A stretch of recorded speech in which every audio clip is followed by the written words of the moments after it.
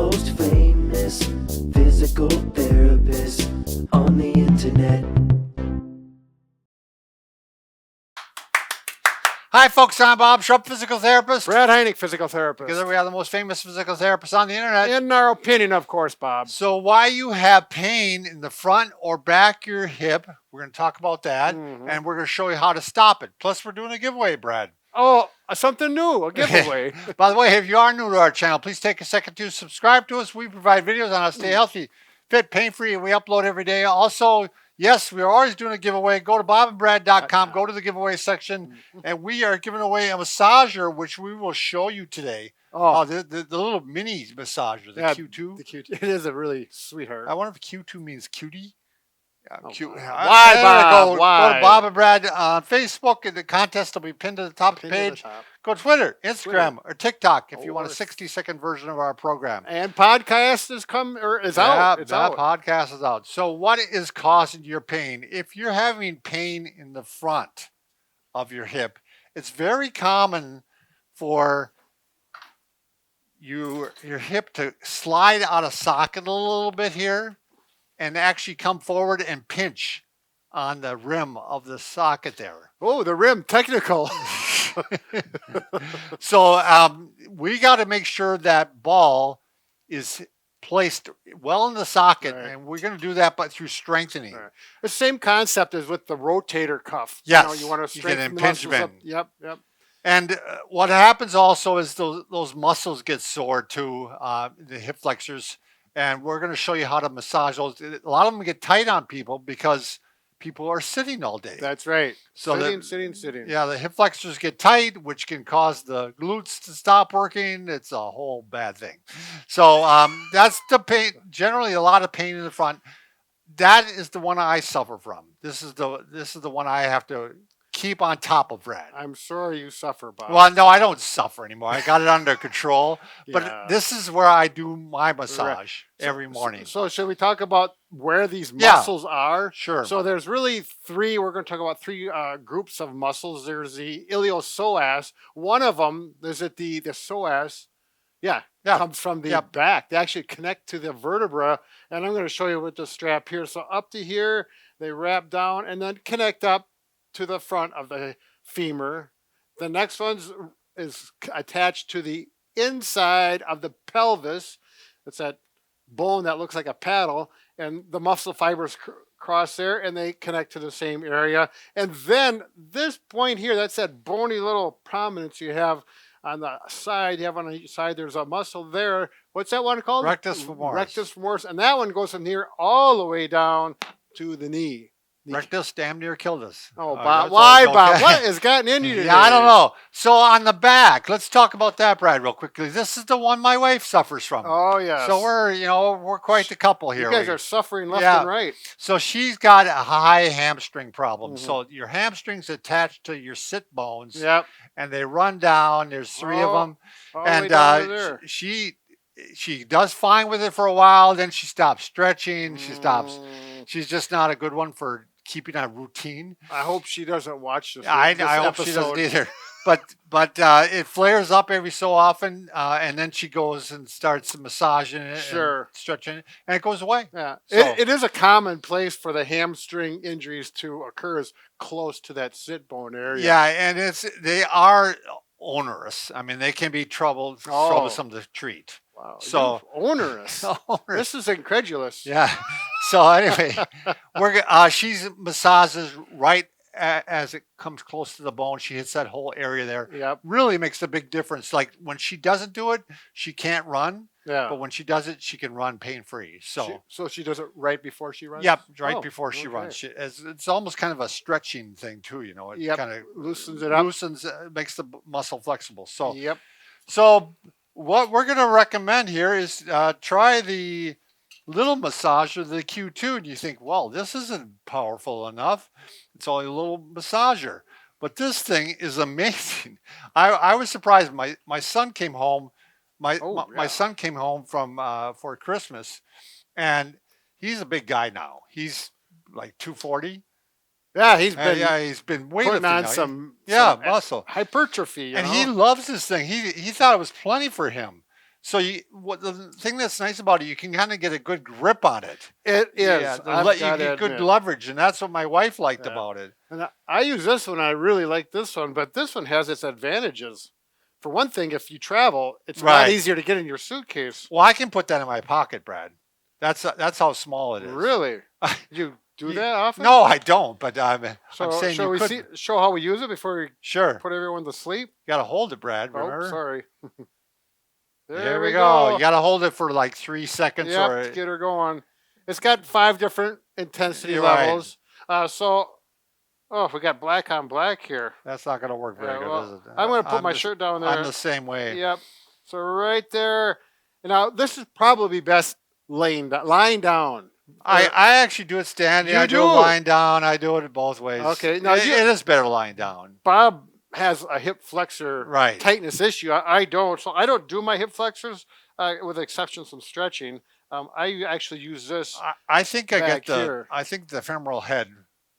It definitely did in the past, where it would slide forward on me, and I'd get such pain down my thigh. Yeah. I couldn't run for a while. I mean, I would have to get it up for like 2 months. So what we have is these would, muscles here. We're basically trying to get in deep. I would massage this. right there. Yeah. Yeah, I would massage right by the head. Yeah. And So- then my wife, she does the buttock, right below the sit bone. Does she do it standing? She often does it and work standing like too. this?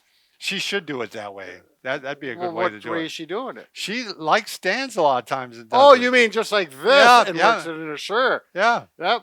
This is one of those gets a little personal. So now, if you are more of a slighter build, you might be able to get by with the handheld massager. Yeah, if you're It's thin, it's a lot less expensive. Yep. It's it's got the handle on it, so it's a little easier to do this part probably. Sure. Although you don't got the leverage like you do with that one. You know what I mean? Yeah. So anyway, we just wanted to give you another option because these are, I don't know, what are these, 30, 40? Oh, these? Yeah. Somewhere in there. Yeah. 40? 40. Yeah. 40, okay. Yeah. All right, so after that, you're going to want to make sure you do strengthen the glutes. It doesn't matter if you're having trouble with the front of your hip or the back of your hip. Strengthening your glutes are going to help. There's 3 sets of glutes. Which ones, Bob? Well, I would do all 3. Okay. Brad. I would go ahead and you can start off by hitting the hip abductors, which is the glutes. Yep. And you can just start by going ahead and going out to the side like this, doing the repetitions of 15 to 20. Mm-hmm. But eventually you're going to want to use the band. Get some resistance. Yeah, get some resistance. So we got a band here. And I like these bands, Brad, because they don't fold up on you.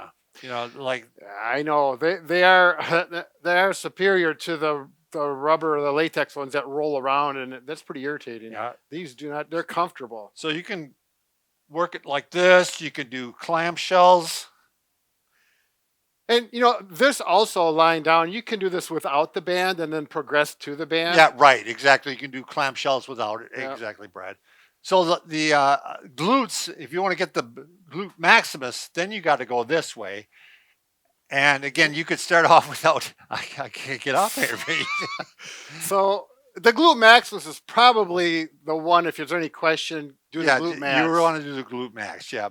Now you can do this prone like this, lying on your stomach, and work them like this. So that offers a little resistance. Yep. There. So you bend the knee to about 90 degrees. And then you're focused on the glutes, right? Otherwise, you're going to probably get some hamstrings in there. And right, if your leg is straight out. Now you can also do it this way, and this is harder. Now, if you wanted to make that a little easier, you could slide the band up closer to your waistline. Exactly. I'm at maximal when I'm working here. Yeah. So. But that's, again, you could start off without. Get off. Don't try and walk. I know. Don't try to walk with that. You can do these without the band to start off with, and then work towards the band. But, and your repetitions is going to go down with the band versus without. You might be somewhere between 5 and 10 when you first start with it. So the final thing is you want to walk differently.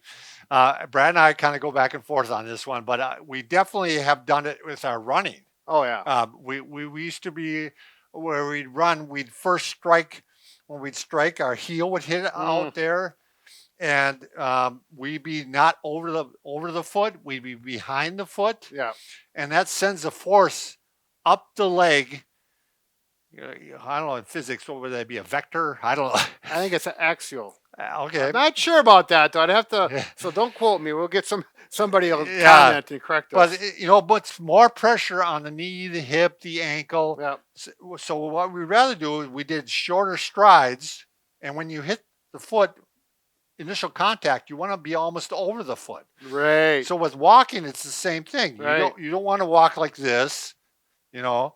You want to walk where you actually are over the foot, and you kind of hitting the forefoot and the arch at the same time. Don't hit on kind the of heel. a flat strike. Yeah, and you're kind of lean forward a little bit, and you're trying to engage your glutes. You can actually walk and with your hands on your butt and see if they're kicking in when you step. If they're not, you really needs to work on it because it means that they are getting amnesia or they're. So Bob rocks around his neighborhood like this, at least at first, and everyone was convinced he was. Yeah. And now they know. It's funny. I shouldn't probably reveal this, but oh God, no. When we're in our neighborhood, my wife and I, you have names for everybody because you don't know their real names. But apparently, everybody calls me like Long Legs and Daddy Long Legs, and so I don't take offense to it. But does this get on the Facebook or something? And no, we just to each other, like you don't write it on the sidewalk. There's Gum Chewer. There's. So well, things are all right. That's life in the shrubs. So, everyone's got their own neighborhood to deal with. So anyway, if you want to change your walking, probably the most important thing is probably take a shorter stride to start off with. Yeah, because by taking a shorter stride, you're going to probably engage the glutes more, and then try to lean forward, try to push off with the rear foot, and try to hit on the forefoot. Sure. I know that's a lot, but it really makes a difference. My wife, it definitely helped her hamstring. Sure. When she did it, she can even feel it when it does it. Yep. So, all right. Thanks everybody for watching. Remember, we can fix just about anything except for a broken heart. There you go. We'll do it though someday. We'll keep working on it. Yep.